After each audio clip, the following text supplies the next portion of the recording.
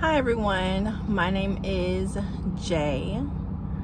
This is my first video, and I'm basically here to talk about why teachers quit, especially within their first 5 years, and just kind of like my own personal experiences as to why I plan to resign. First of all, I want to talk about just my experiences as a teacher. So, when I first started teaching, I was working for the police department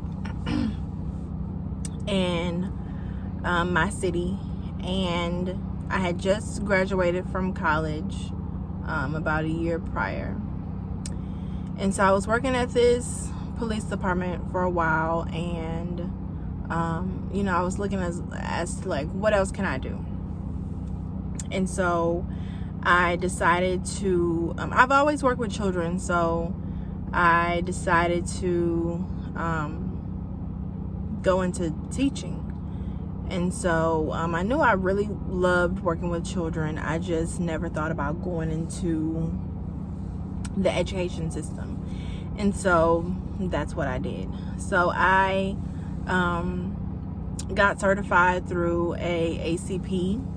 And if you don't know what ACP is, it's just an alternative certification program for people who already have a degree.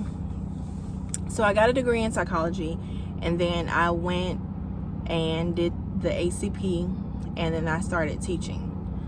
My first year was horrible. So I was transferred within this one district. I was transferred like 4 times.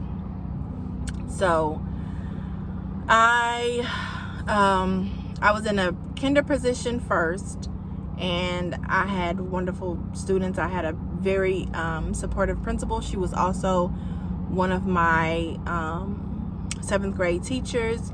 So, I had a really supportive literacy coach, math coach. Like, everyone at that school was very supportive, and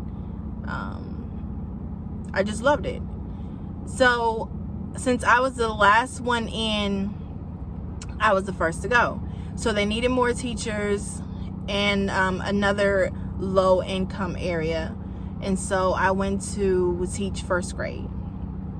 And when I got there, I had tons of behavioral issues, and I just had a horrible time there. And so when I was then transferred from that 1st grade position to another school, teaching pre-K. And so I go into this position teaching pre-K, and I'm like getting adjusted to the new school, really liking my coworkers, really liking my new principals. And then boom, the same area that I just came from, instead of going back to that school, I was transferred to a pre-K kinder school that had like 30 students in a class, and so they needed another teacher. And so I went there and I taught pre-K. So I finished off at that school. So that was 4 schools. I went to 1st grade.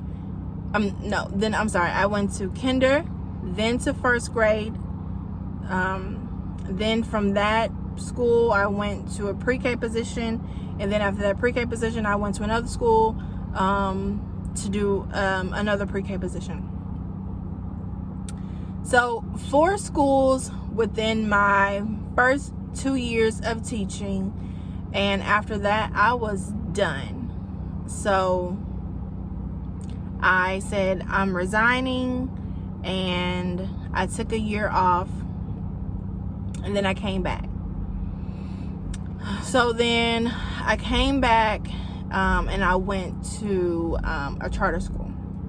And I really enjoyed the charter school.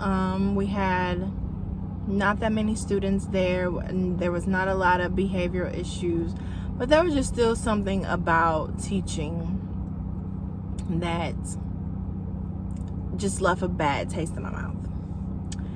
So at this school, I was the only teacher that taught first and second grade reading, and so I didn't really have anyone to collaborate with, learn from. Our instructional coach was actually teaching another class at this time, so we didn't really get a lot of help. And then this is like the next semester right after the next year right after COVID happened, and so we were teaching virtually at first, and then kids started slowly coming into the classroom. So then after I finished that year off, now I'm with another district, and let's just say that I'm ready to move on. I'm ready to leave education altogether. I would say number one, let's talk about observations first. At this school that I'm currently at, we are observed multiple times a week. Sometimes we're observed twice a week, 3 times a week, but there's always an observation per week. And I've never been observed that much. Normally I was just used to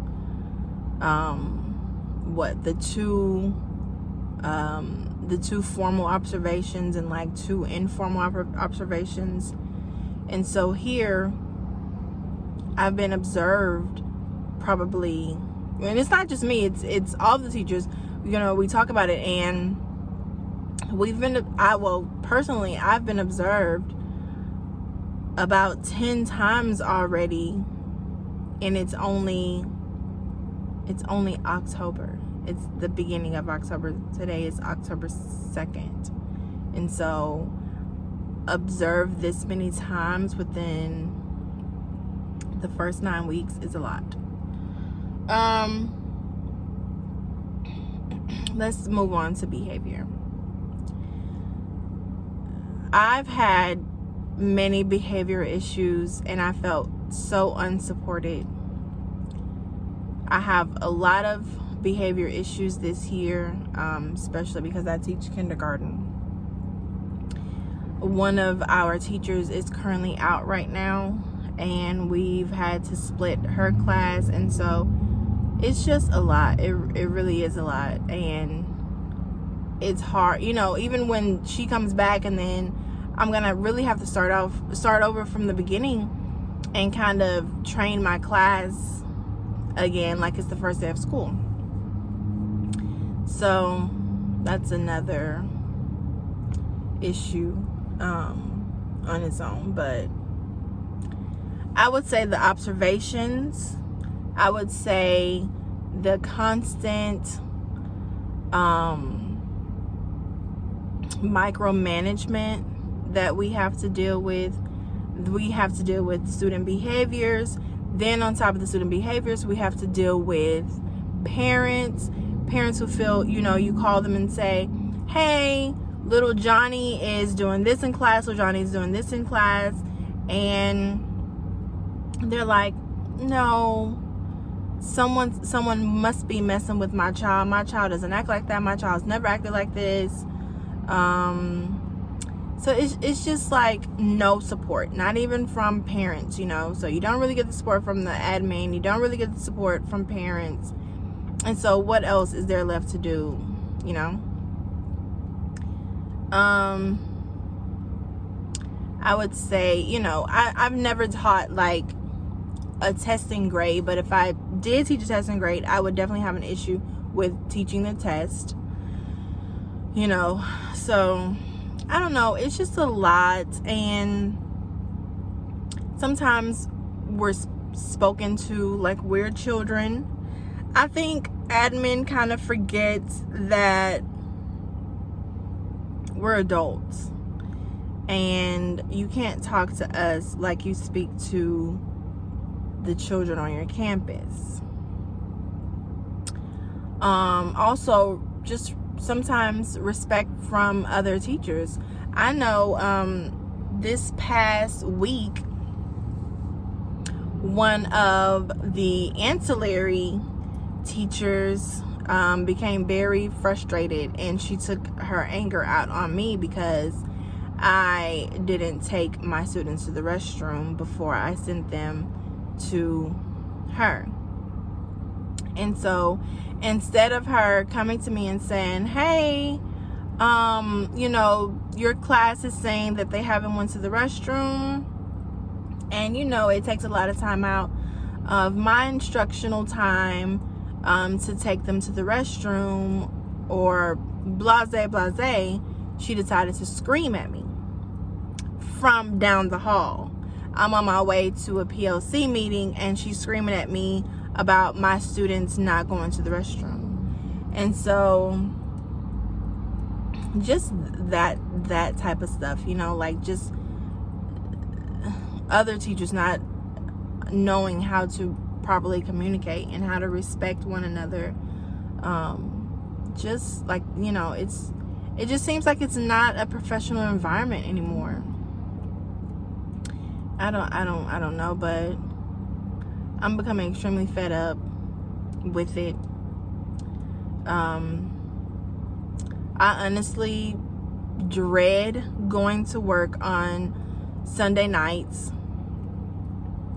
I dread waking up in the morning, getting ready to go to work. I don't want to drive to work. Then when I'm close to work, it's like I get really depressed. When I'm at work, I'm only thinking about what time is it and how soon can I get out of here. You know, I'm really starting to be depressed, and that's not how I want to live my life. That's not how I've envisioned my life. I've never envisioned my life where I'm this depressed and I'm this unhappy with a job. And so I definitely know that it's getting, you know, it's about that time to go ahead and leave.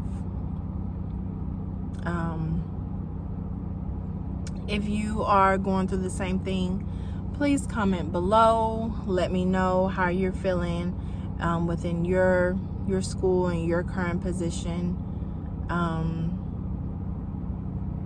Because hey, we're all in this together. We don't have to be miserable. There's other jobs out there for us. You know, even if you want to become an entrepreneur, there's other things out there for us to do. We don't have to be depressed every day going to work, depressed at work, depressed going home because we know that we have to go and lesson plan for the next day. You know, we're exhausted after our work day, and then we have to go home and continue to work. I don't think other professions are this stressful. I know so. Other people go home and they de-stress. We go home and we have more work to do, you know. So it's just a stressful situation. But if you're in this situation and you feel the same way that I feel, leave me a comment in the comment section. Tell me how you feel.